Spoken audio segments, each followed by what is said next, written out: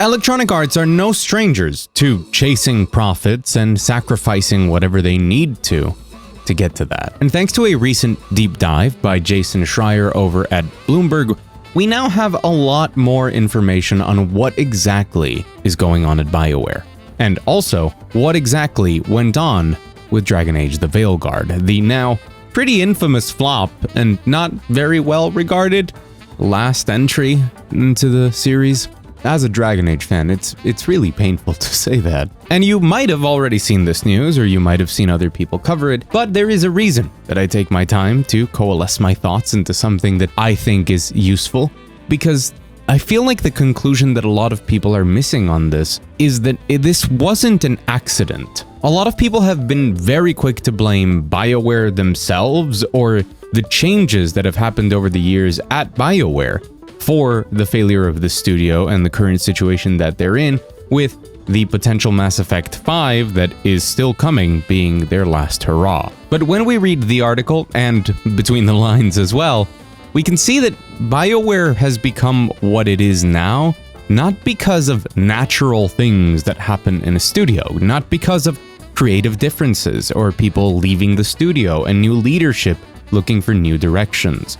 No, it's what happens when a company like Electronic Arts buys what they believe to be a golden goose to diversify the slate of games that they offer, and then end up trying to turn them into something different, forcing the people that were there making things they wanted to leave. See, one of the most interesting conversations that I think we have currently in the video game landscape when we look especially at AAA is that a lot of the studios that we once loved and that we would like for them to make sequels or to continue with new creative projects are not what we remember them as. It's kind of like talking about a band you love. Is it really the same band if you took all of the members and changed them and their genre of music was completely different in the next album? The BioWare that we loved was a group of people that were making games at a moment in time, and they made games that we love.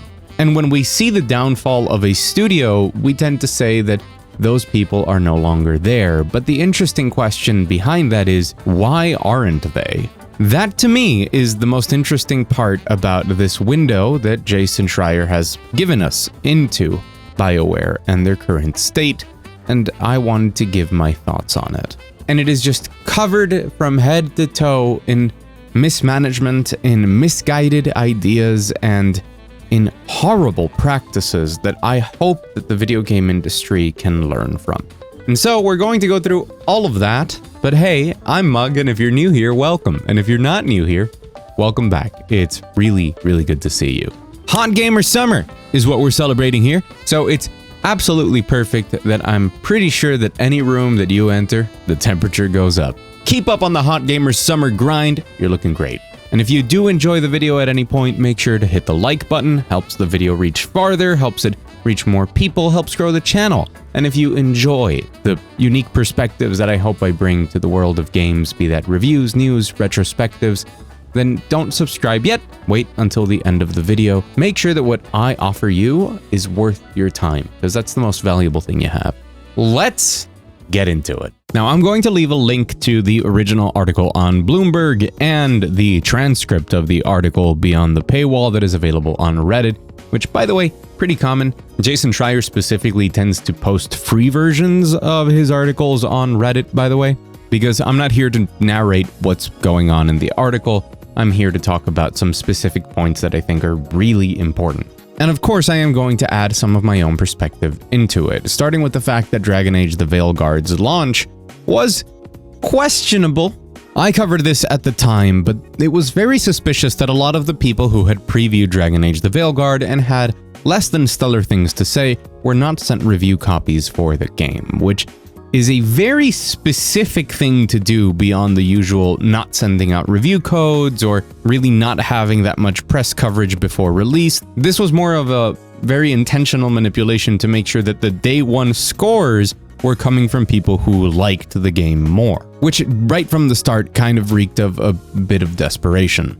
Still, a lot of reviewers with negative opinions slipped through the cracks, and when we got our hands on the game, I think pretty universally most of us went through a very similar kind of journey through the game. We started out pretty hopeful, I imagine even enjoying some of the mechanics in the game. I know for one, I actually enjoyed the combat in the Veilguard at the start, and we got used to maybe the new art style or a bit of the tone shift, and then as the game progressed, we started to notice that the activities, the actual things you were doing, and especially the decisions that you could make didn't feel nearly as impactful as a Dragon Age game should. The combat slowly became a slog, and the areas became more and more boring as what we really wanted from it, which is the fantastic story beats and that decision making, seemed absent. When you paired all of this with some pretty questionable writing in many different scenarios, what for many of us started as a hopeful, optimistic, even positive view of the game, it quickly turned into a pretty negative opinion and a sad realization that this was going to be the last Dragon Age. I feel like that is also very reflected on the user reviews on Steam, which I think it's worth reminding people that you can only review if you actually played the game, if you actually bought it. What was pretty positive at the start started turning sour not too long after, basically as people put more hours into the game, and between reviews, word of mouth, and people being cautious or even unaware of Dragon Age The Veilguard, it failed to reach any sort of expectations. According to EA, it reached, whatever that means, 1.5 million players when they wanted 3 million copies sold, and ended up on PS Plus just a few months later. One of the more interesting parts about all of this to me was always that number of 3 million sales necessary. I feel like this game would have required more sales to break even, but I guess that was EA being kind and ignoring just how many transformations the game went through, because if we were looking at just how much it cost to develop, redevelop, and redevelop this game, pretty sure they would have needed more copies than 3 million.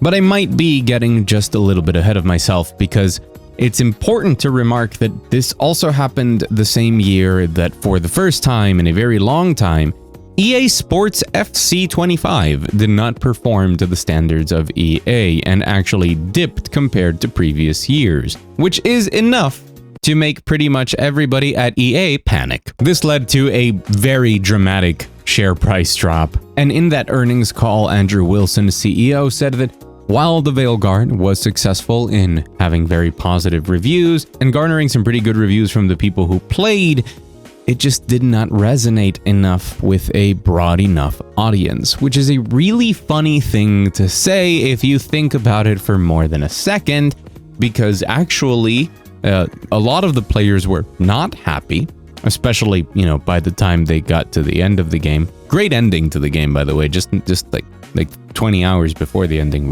really bad. But failing to resonate with a broad enough audience is just a very dumb thing to say, and I'm very aware that this is just what they say in earnings calls to not have everybody talk over each other, but it is honestly pretty dumb. The biggest failure of Dragon Age The Veilguard wasn't resonating with a broad enough audience, it was that it didn't even resonate with enough Dragon Age fans. The fact that even from its initial marketing materials, the game didn't actually appeal to a lot of people who love Dragon Age is just kind of the worst thing you could do, because today, the way that you build up hype for your game is by appealing, in this case, to the hardcore fans who are not going to shut up about it, who are going to do cosplays and artwork and storm Twitter every day with excitement that Dragon Age is back.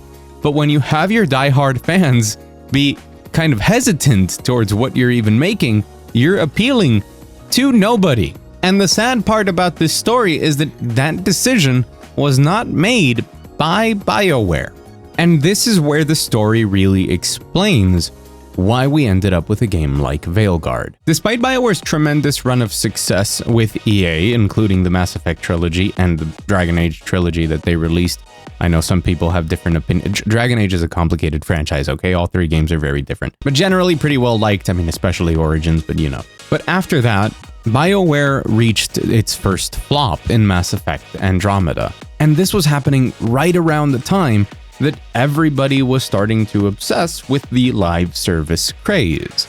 Everybody wanted to have their own Overwatch. Everybody wanted a game that could just print money for years and years and years, and this is way before we would have, the Fortnites and Apex Legends of the world. EA from high up above said that Bioware should work on a live service game, and so Anthem became what it was. And the failures of Anthem were pretty apparent right from the start, and its release, for as much as some people love Anthem, it was not the game people wanted Bioware to make, and it wasn't really that great of a game in many other regards. During this very same process of chasing down these live service games, EA decided that it would be a fantastic idea to make a live service Dragon Age game.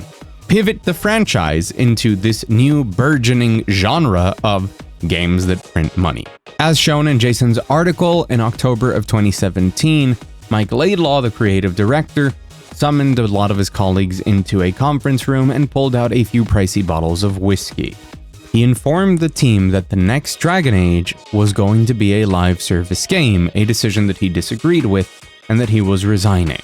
That is how strongly some of the people that worked at Bioware and that believed in these franchises and built out stories that we love believed in the types of games that they wanted to make. Enough that not being able to do it the way they wanted to was sufficient reason for them to quit. At that point, the ideas that had existed for the fourth Dragon Age entry had to kind of be thrown out. Matt Goldman took over for Laidlaw, and while a lot of the team were working on Anthem, they started to develop the new live service Dragon Age, which, in a decision that I will personally say I don't think is misguided, they went for a pulpier tone, something more lighthearted, a little bit more, if we look at it now, some people would call it very Fortnite-ish, very Saturday morning cartoon, which Goldman believed would fit a lot better with a multiplayer live service game, where you kind of want people to be in a better mood overall. And while this new version of Dragon Age was in development, Anthem came out and pretty much everybody hated it. And I love this quote here that some of the Bioware employees that were building this new Dragon Age ended up saying that they were just building Anthem with dragons, that it betrayed so much of what Dragon Age was just because it's what EA wanted. Endless repeatable action quests, meaning that the quest couldn't really be that meaningful, more in an MMO style of just a quest giver giving random objectives, like a lot of the stuff that happens in a game like Destiny. The shared world aspect of it meant that a lot of things could not change permanently. It needed to be more like a hub, therefore the decisions that you made throughout the story could never be decisions that dramatically changed who lived, died, or what cities stayed, still standing.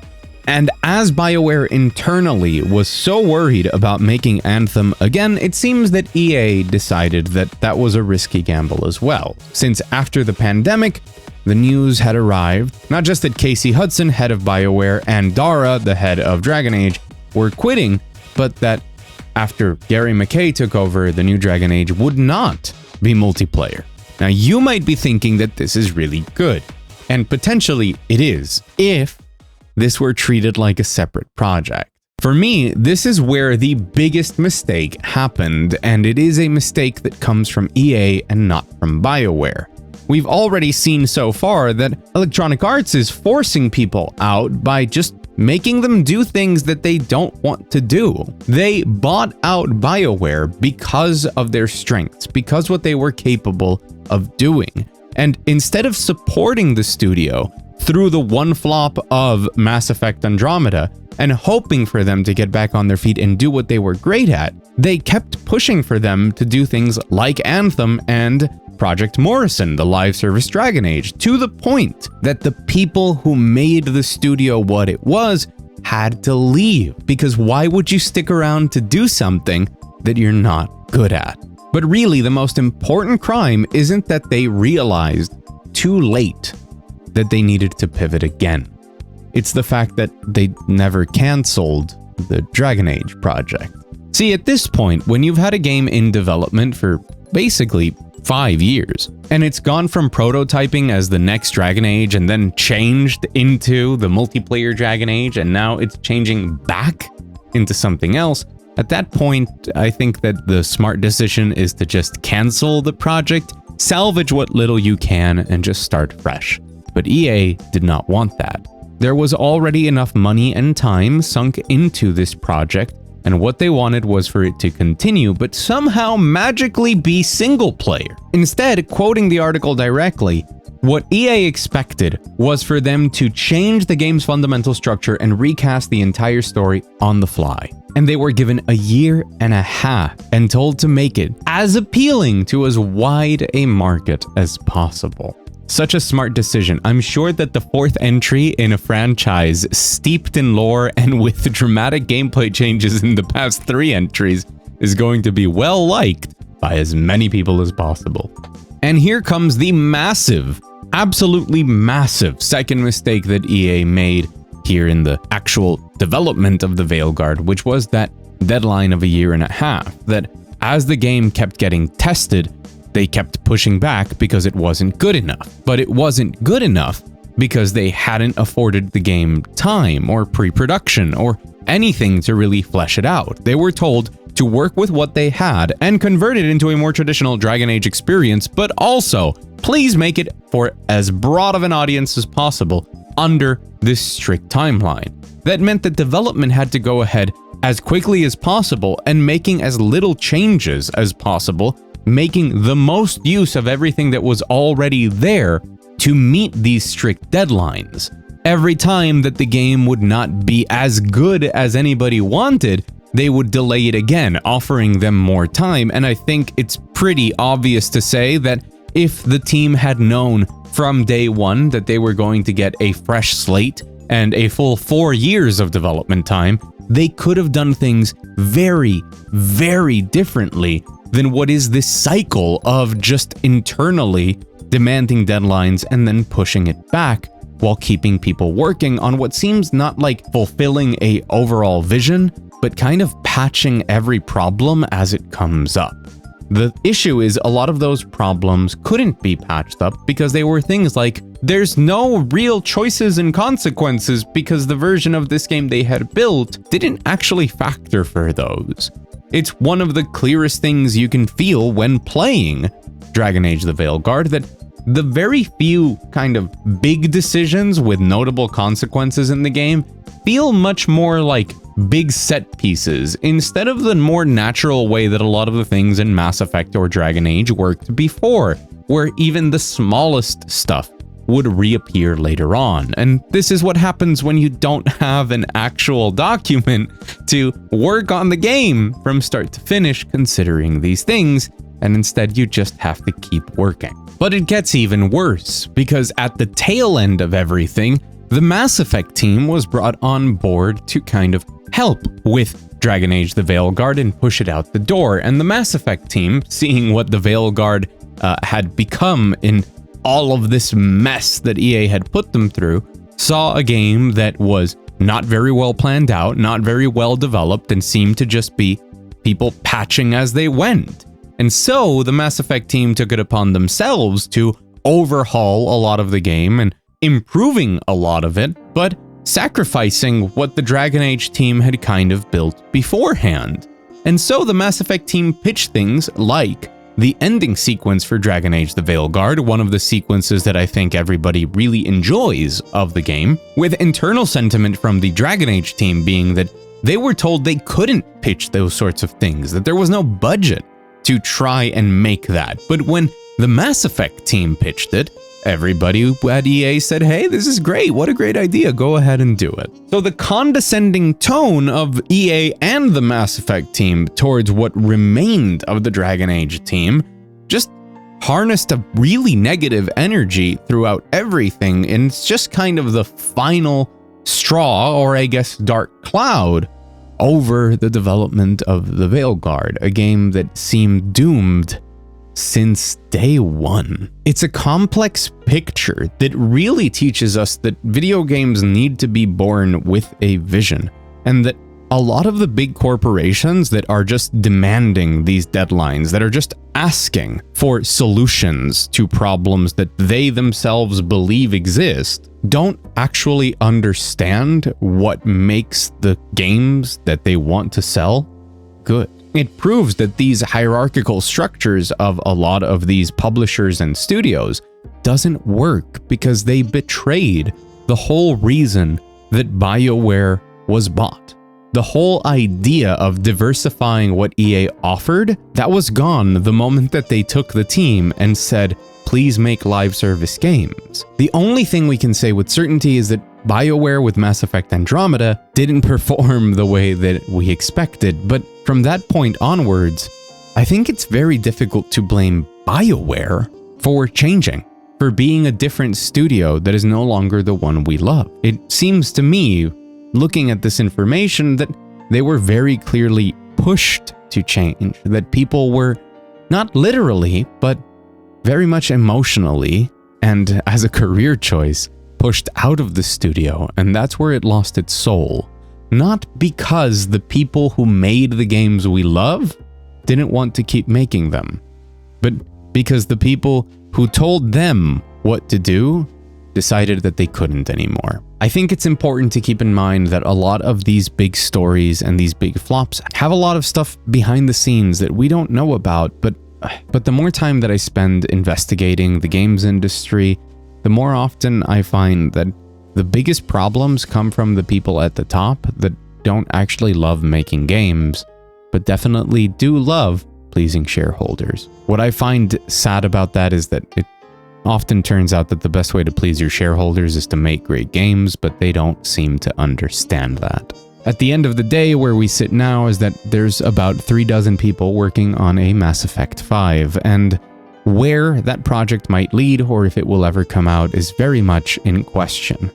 BioWare hasn't had a good game in a decade now, and its importance to Electronic Arts is basically nothing when you look at their overall earnings. The possibility of Mass Effect coming back because EA allows it to is basically a prayer, and the possibility of it coming back and being what we want it to, with a skeleton crew that no longer contains a lot of the people that made Mass Effect great back then, is even slimmer. But what I find the saddest about the whole story is that if BioWare were to shut its doors, we wouldn't really be losing BioWare anymore.